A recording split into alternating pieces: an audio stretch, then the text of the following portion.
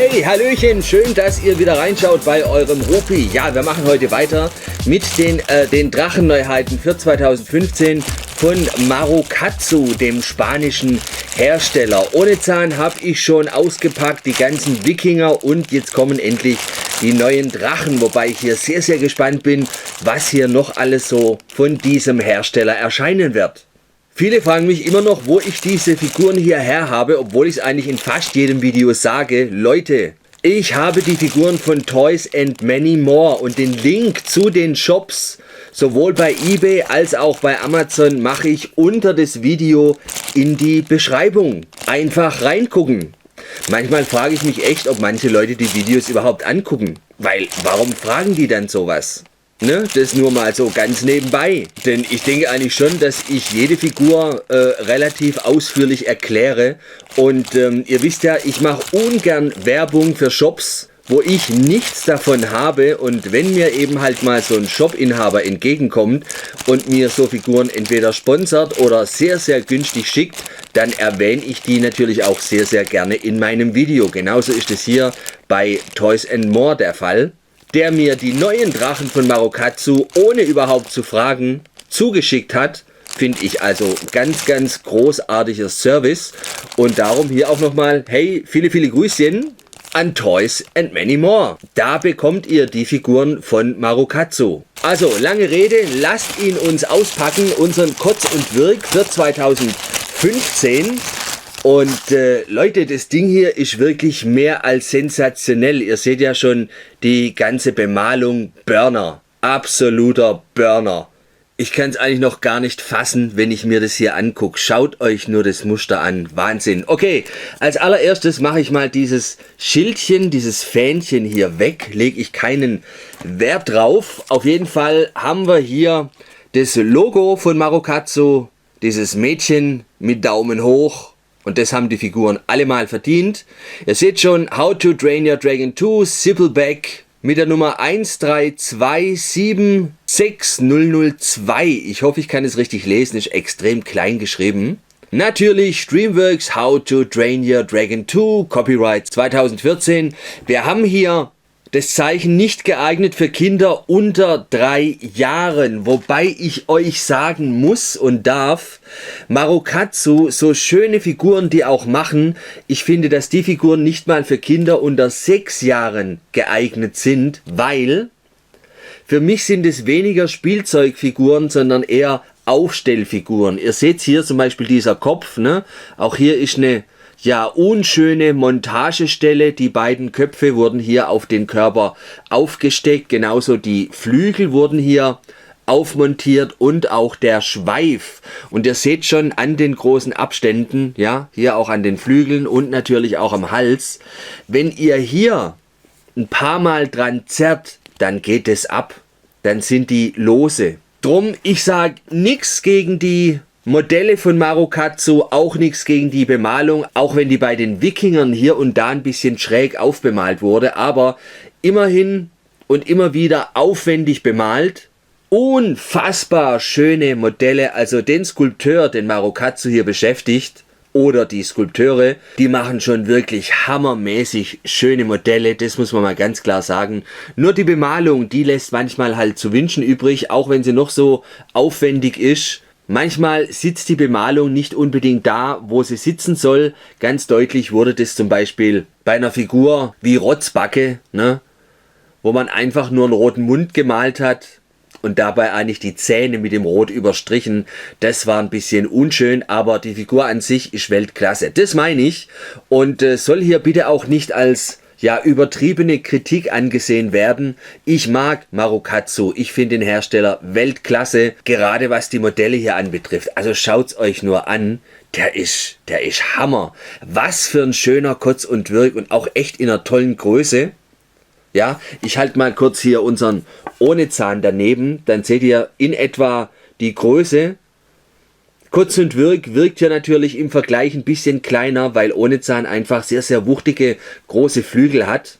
Und Kotz und Wirk ist natürlich normalerweise ein bisschen größer, aber hier auf Größenverhältnisse hat man hier bei Marukatsu jetzt nicht unbedingt Wert gelegt, denn sonst müsste hier unser Zipper doppelt, wenn nicht sogar dreimal so groß sein wie ohne Zahn. Und das wäre dann schon riesig. Übrigens einfach mal zum Vergleich, das hier ist Kotz und Würg von 2010. Also die erste Ausgabe von Kotz und Würg bei Marokatsu. Der wirkt im Vergleich schon noch ein bisschen größer, weil er halt auch riesengroße Köpfe hat. Auch das ist eine wahnsinnig tolle Figur für die damaligen Verhältnisse. Und der steht sogar auf seinem Schweif hier. Ne? Also der ist schon Weltklasse gemacht. Wie ich finde, sogar eine der schönsten Darstellungen bisher. Kann man einer erzählen, was er will. Und wie schon gesagt, auch die Bemalung fand ich damals schon sensationell. Und da hat halt Marokatsu dieses Jahr echt noch einen draufgesetzt. Ich sag ja, schaut euch nur das Muster an den Flügeln an. Ja, und ich sag euch was, ich habe mir dieses Muster unter der Lupe angeschaut und ich bin letztendlich zu dem Ergebnis gekommen, das hier wurde aufgemalt. Das ist kein Druck, das hat man mit Hand aufgemalt. Also jetzt mal ganz ehrlich, wie lang um Himmels Willen sitzt da so ein Painter an so einer Figur? Denn ihr seht's ja, ne? Das Muster zieht sich von den Flügeln über den Rücken, die Beine hier entlang und auch den Schweif entlang bis nach ganz hinten. Das müsst ihr euch mal geben. Das ist in meinen Augen der reine Wahnsinn. Also an so einer Figur kann Marokatsu nichts verdienen. Definitiv.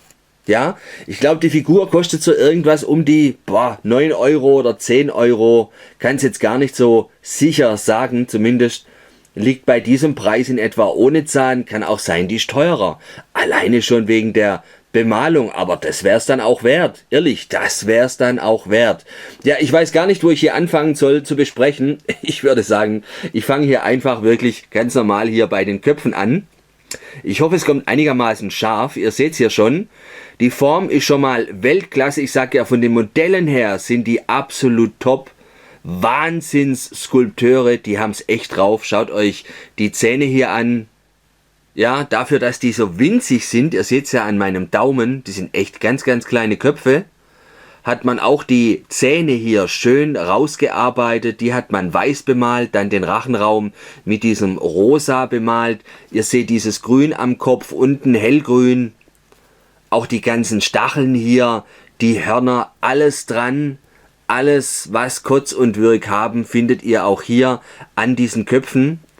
Das Auge ist natürlich extrem groß und gelb, die Pupille schwarz, nur hat man leider diesen Lichtpunkt ein bisschen zu groß gesetzt, wenn ihr mich fragt. Ne? Hier ist er ganz klein, das ist schon wieder viel, viel schöner als dieser riesengroße Pflatschen. Ne? Seht ihr schon, was ich meine? Das hier, auf dieser Seite, das wirkt natürlich. Ja, jetzt vielleicht nicht unbedingt genau in der Mitte, vielleicht ein bisschen oberhalb der schwarzen Pupille, seitlich, das wäre schöner gewesen, hier halt mittendrin und jetzt halt dieser riesen Pflatschen hier, ne? Das macht das Auge irgendwo tot und hier wirkt es doch schön lebendig. Ja, das ist das, was ich immer meine. Aber egal, ich sehe schon, die Kamera hat hier ein bisschen Schwierigkeiten, auch das scharf zu stellen, was ich euch zeigen möchte. Und schaut's euch an, bereits hier am Kopf fängt auch schon dieses Muster an, was hier dann den Hals entlang läuft. Ist das nicht Wahnsinn? Ich finde sowas von komplett irre, was man sich hier Zeit und einem Aufwand hingegeben hat, das so zu gestalten. Wahnsinn. Dann auch die einzelnen Stacheln, ne? Dieses Reißverschlussähnliche oder dieser Reißverschlussähnliche Rückenkamm. Die Farbe ist absolut korrekt, ne? Dieses rötliche Braun, das ist schon richtig toll gemacht. Wow.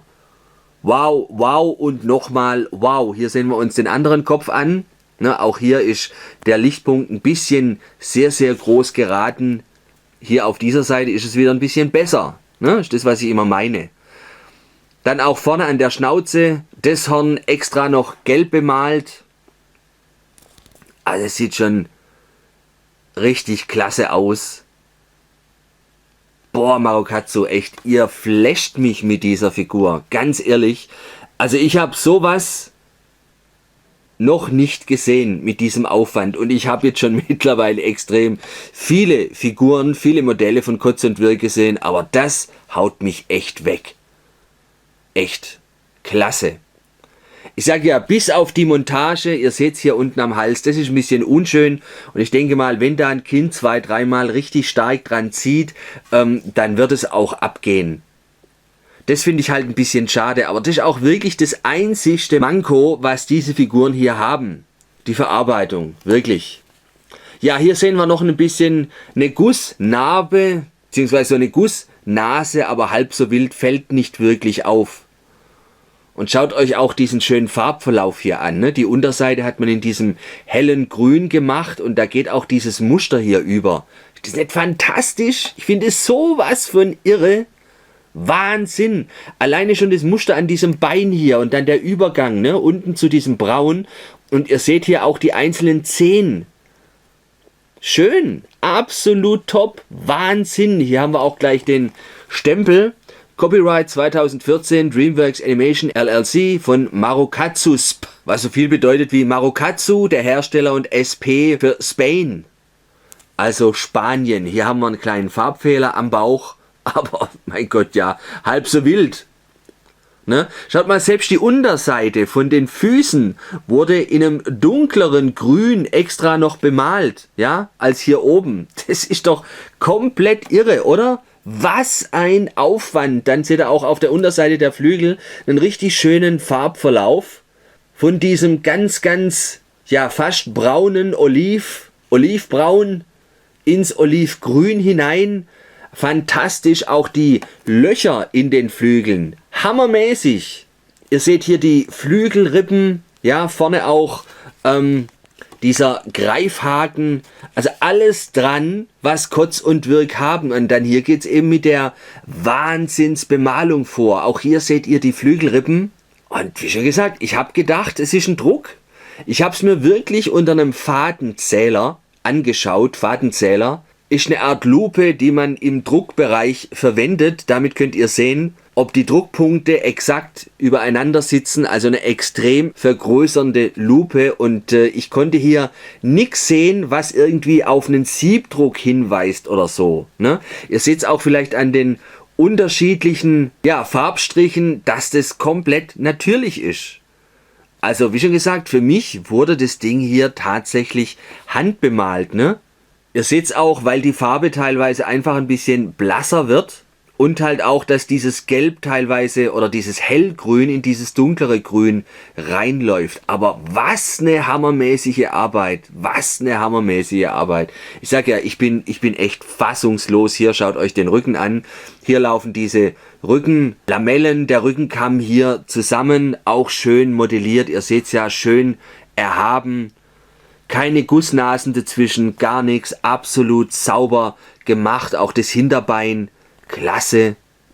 Also der Übergang, die Farbverläufe oder überhaupt wie die Farbe hier aufgetragen wurde, einfach nur fantastisch. Was für ein schöner Kotz und Würg. Wahnsinn, echt Wahnsinn. Und ihr seht ja, der Wahnsinn geht hier an seinem Schweif weiter. Auch hier seht ihr natürlich die, ja, Montage.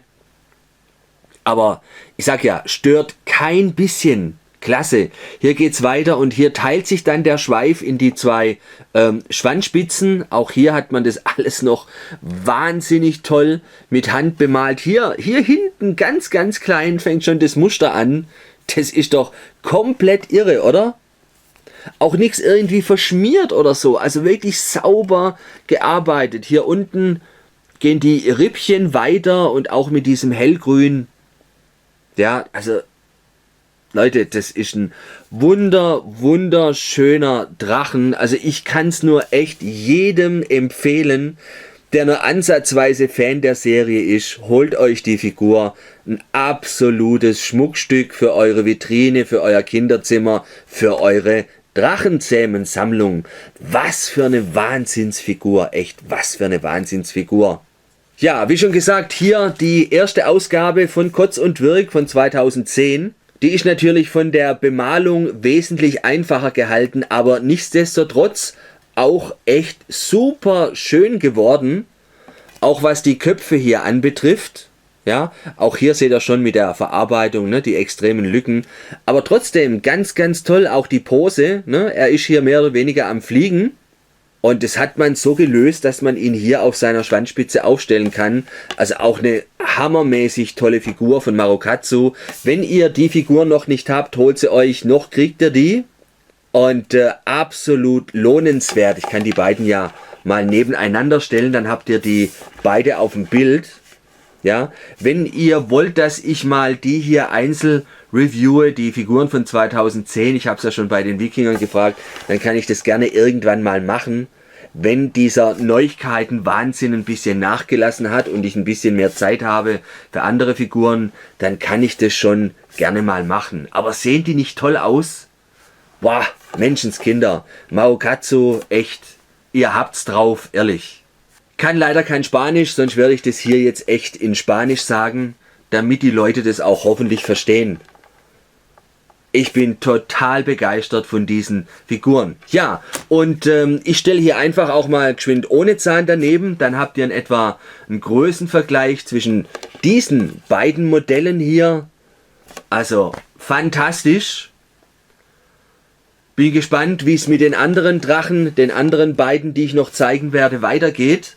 Dem Seeschocker und dem Wolkenspringer. Also für mich ist dieser Kotz und Würg schon echt einer der absoluten Höhepunkte von 2015, alleine schon wegen dieser unfassbar hammergeilen Bemalung. Wahnsinn! Leute, mehr kann und brauche ich dazu, denke ich mal, gar nicht zu sagen. Das spricht für sich, ja. Und ich werde ihn jetzt einfach noch hier auf meinen Tisch stellen und ein paar Mal drehen lassen. Ich wünsche euch viel Spaß beim Angucken und freue mich schon jetzt auf die beiden nächsten Reviews, die ich anschließend auch gleich drehen werde. Ja Leutchen, das war mein Unpacking, mein Unboxing zu Kotz und Würg vom spanischen Hersteller Marokatsu. Eine wunderschön gemachte Figur. Ein absoluter Traum für jeden Figurensammler oder Fan der Dragon-Serie. Für mich ein absolutes Muss, sollte man in seiner Sammlung haben. Und wie schon gesagt, ihr kriegt die Figuren bei Toys and Many More. Keine Ahnung, ob er schon in seinem Shop drin stehen hat. Ansonsten schreibt ihn an, fragt ihn. Sehr, sehr netter Händler, der zudem noch einen richtig tollen Service bietet. Also nochmal viele Grüße an dieser Stelle. Viele Grüße auch an meine ganzen Abonnenten. Schön, dass ihr immer wieder reinschaut und toll, dass ihr euch auch mit euren Kommentaren so toll an meinen Videos beteiligt. Vielen, vielen Dank dafür. Ich mache gleich weiter mit dem nächsten Video. Ich sage ciao, tschüsschen, bis gleich, euer Rupi. Hey!